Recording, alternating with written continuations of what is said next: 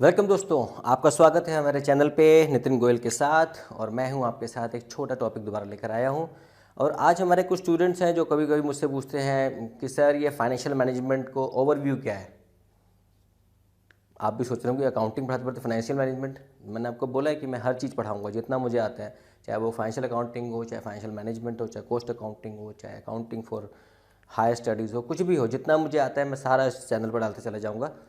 तो मेरे स्टूडेंट ने पूछा कि सर ये फाइनेंशियल मैनेजमेंट का ओवरव्यू समझ नहीं आता कभी भी कि आखिर ये क्या है सब्जेक्ट।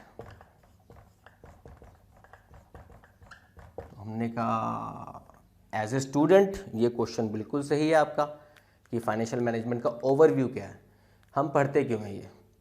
तो हमने कहा कि फाइनेंशियल मैनेजमेंट आपको समझना है तो सिर्फ इतना समझो कि financial management 3 particular decision areas पे काम करता है। मैं लिखता हूं यहां पे 3 डिसीजन एरियाज। अब ये डिसीजन एरिया कौन कौन से होते हैं? सबसे पहला याद रखना, सबसे पहले ये है, कई बार स्टूडेंट कंफ्यूजन में कुछ और लिखते हैं। सबसे पहला आता है इन्वेस्टमेंट डिसीजन।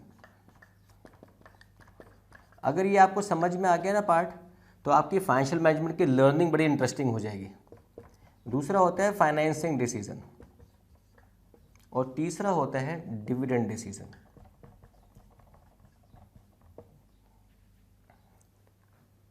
दोस्तों एक समय हुआ करता था जब हमारे यंगस्टर अपने माँ बाप को बोलते थे कि मुझे पैसे दो, मुझे बिजनेस करना है। होता है, पॉसिबल है। हमारे स्टूडेंट्स कहते हैं पैसे दो, बिजनेस करना है, अकड़ के बोलते हैं। आजकल तो ट्रेंड बड़ा चौड़े वाला ना, चौड़े में घूमते हैं हम लोग अपने कि मुझे पैसे दो 10 लाख 20 लाख, मुझे बिजनेस करना है। माँ बाप पूछते हैं क्या बिजनेस करेगा? हाँ हाँ मैं देख रहा हूँ, मुझे पैसे दो पहले। तो that is a wrong concept. बहुत पहले होता था ऐसा, जब लोगों को पता नहीं था कि पैसे क्या क्या करना है, लेकिन पैसे होते थे। आज उल्टा ट्रेंड है, आज बिल्कुल सही ट्रेंड है। सबसे पहले जब हम फाइनेंशियल मैनेजमेंट की बात करते हैं, सबसे पहले हमारा दिमाग आता है कि हम इन्वेस्टमेंट का डिसीजन लेंगे।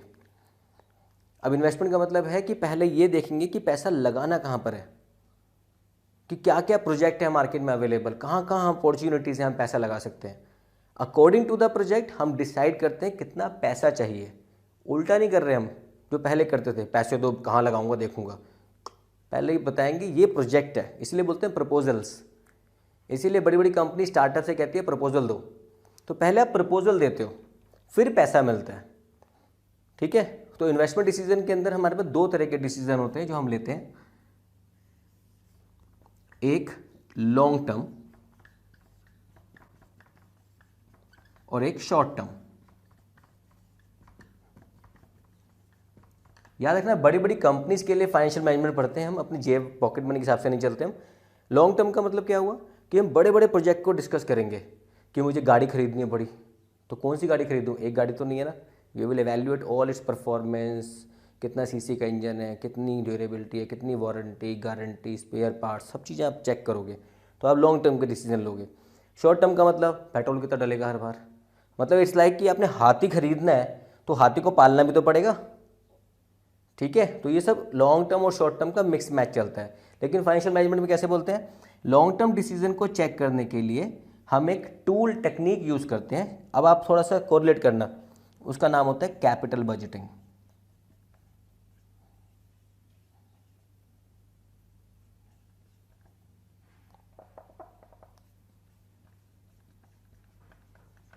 Capital budgeting.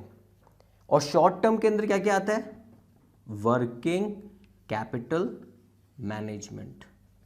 वर्किंग कैपिटल में क्या क्या आता है? आपका कैश का मैनेजमेंट, आपके अकाउंट रिसीवेबल्स का मैनेजमेंट, आपका इन्वेंट्री का मैनेजमेंट, आपके क्रेडिटर्स का मैनेजमेंट या अकाउंट पेएबल का मैनेजमेंट। ये सारा हमारा शॉर्ट टर्म में आता है। अब आप देखोगे ना, अगर आप कोरिलेट करोगे, फाइनेंशियल मैनेजमेंट पढ़ोगे अगर आप, तो पहले इंडेक्स पेज पे जाना। इंडेक्स पेज पे देखोगे ये भी एक चैप्टर है पूरा, वर्किंग कैपिटल मैनेजमेंट का चैप्टर पूरा है, कैश मैनेजमेंट का चैप्टर पूरा है, अकाउंट रिसीवेबल का चैप्टर पूरा है, इन्वेंट्री का चैप्टर है पूरा, क्रेडिटर्स का चैप्टर है पूरा। क्यों? क्योंकि पार्ट है, ये छोटे छोटे कॉम्पोनेंट्स है, डिसीजन एरियाज है। इनको डिसीजन को नहीं समझ पाए तो फाइनेंशियल मैनेजमेंट समझ ही नहीं आएगा। अब ये जो प्रोजेक्ट हमने लिया, इसके लिए पैसा चाहिए हमको। पैसा कहाँ से आएगा? Financing, we have to take decision of financing. कि पैसा हमें कौन देगा। सबसे पहले हमें चेक करना है कि हमारा कैपिटल स्ट्रक्चर कैसा होगा। ये जितने भी चीज़ें आपके सामने लिख रहा हूँ ना, ये सब चैप्टर्स के नाम हैं। अब कैपिटल स्ट्रक्चर के दो कंपोनेंट होते हैं, इक्विटी एंड डिविडेंड। इक्विटी के भी कंपोनेंट हैं, equity share capital, preference share capital. और डेट के कंपोनेंट क्या है, डिबेंचर्स, लॉन्ग टर्म लोन। किसी पे फिक्स इंटरेस्ट देना है, किसी पे फिक्स डिविडेंड देना है, और किसी को डिविडेंड मिला तो भगवान की इच्छा, नहीं मिला तो उसकी किस्मत। तो इक्विटी शेयर होल्डर वाले हमारे ऐसे ही होते हैं, मिला तो मिला, नहीं मिला तो नहीं मिला। तो कैपिटल स्ट्रक्चर के अंदर पार्ट कौन से आएंगे, एक हमारा इक्विटी। मैं इन डेप्थ नहीं जा रहा, इसको सिर्फ समझाने के लिए, क्योंकि आपको थोड़ा बहुत अकाउंटिंग करके आए तो आपको मालूम है इसके बारे में। फिर इन सबको देने के लिए जो पैसा होगा उसकी एक्सपेक्टेशन को हम क्या बोलते हैं। भाई जो पैसा देगा उसकी कुछ एक्सपेक्टेशन भी तो होगी ना हमसे, उसको हमसे क्या चाहिए, उसको हमसे इंटरेस्ट चाहिए, या उसको हमसे डिविडेंड चाहिए, फिक्स चाहिए, या फिर he can take a risk also. तो उस एक्सपेक्टेशन को हम बोलते हैं कॉस्ट ऑफ कैपिटल।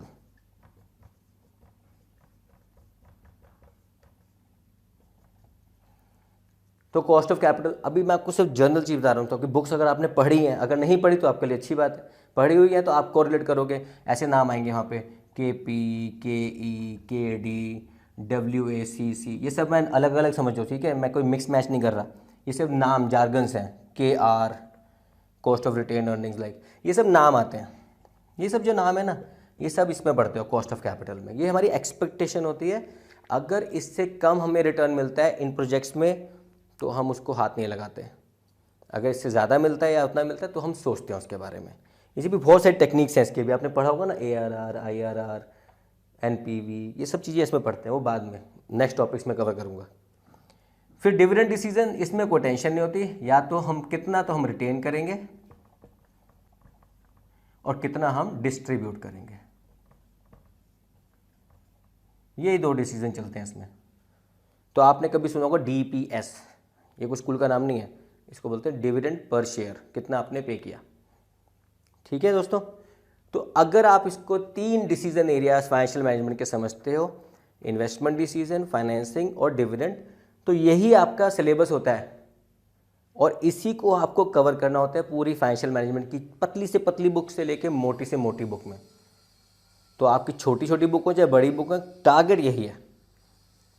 तो अब आप करना क्या, जो आपकी बुक आपके हाथ में है उसको देखना है इंडेक्स में, क्या ये कवर हो रहा है चैप्टर, हो रहा है, ये चैप्टर का नाम है, ये chapter chapter chapter chapter chapter chapter, ये सारे चैप्टर के नाम आपको अपनी बुक में मिल जाएंगे। ठीक है दोस्तों, तो ये छोटी सी कहानी फाइनेंशियल मैनेजमेंट के बारे में, कि ये है फाइनेंशियल मैनेजमेंट का ओवरव्यू। ये पता है तो FM ईजी हो जाएगा।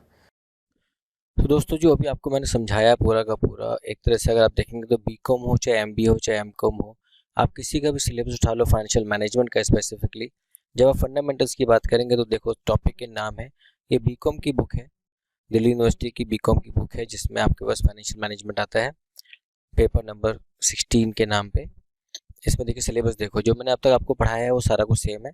फाइनेंशियल मैनेजमेंट का overview, capital budgeting, cost of capital, leverage, optimum capital structure क्या होता है, डिविडेंड के डिटर्मिनेंट्स, वर्किंग कैपिटल मैनेजमेंट, उसके अंदर भी कैश, इन्वेंट्री, रिसीवेबल, मतलब जितना कुछ मैंने आपको भी डिस्कस किया है, एक फ्रेमवर्क जिसमें हमने 3 डिसीजंस की बात करी है।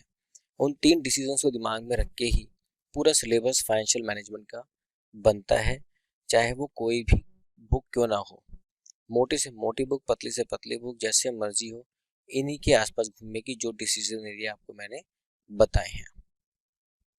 ओके दोस्तों, so with that I take a leave. Thank you very much. Do subscribe my channel, अभी तक तो कर लिया होगा, नहीं किया तो एक छोटा सा बटन दबा दो यार, आपका भला होगा तो मेरा भी तो होना चाहिए ना।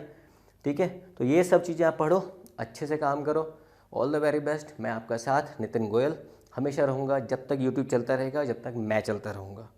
ठीक है, मैं चला गया तो यूट्यूब तो आपके पास है ही, जितना मर्जी पढ़ो, आगे जनरेशन में पास होता जाएगा। All the very best, thank you very much.